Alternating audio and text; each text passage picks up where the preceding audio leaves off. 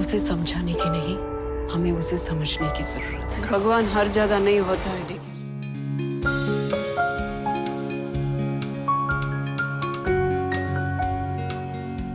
2017 সালে মুক্তিপ্রাপ্ত মম সিনেমাটি ছিল কিংবদন্তি অভিনেত্রী শ্রীদেবীর বড় পর্দায় শেষ কাজ। সমালোচকদের তুমুল প্রশংসা পাওয়া সেই স্মরণীয় সিনেমার সিকুয়েলে মুখ্য চরিত্রে এবার দেখা যাবে শ্রীদেবীর ছোট মেয়ে খুশি কাপুরকে। বড় বোন জাহ্নবী কাপুরের পর এবার খুশি কাপুরকে নিয়ে তুমুল উত্তেজনা ছড়িয়ে পড়েছে বলিউড ইন্ডাস্ট্রিতে।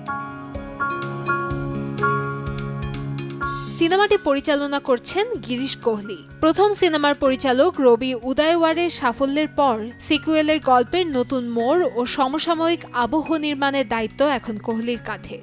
সিকুয়েলে গুরুত্বপূর্ণ ভূমিকায় থাকছেন যিশু সেনগুপ্ত এবং কারিশমা তান্না। সিনেমাটি প্রযোজনা করেছেন খুশির বাবা বনি কাপুর। এর আগে প্রথম সিনেমার সঙ্গেও যুক্ত ছিলেন তিনি। সহ-প্রযোজক হিসেবে থাকছেন অক্ষয় পুরী।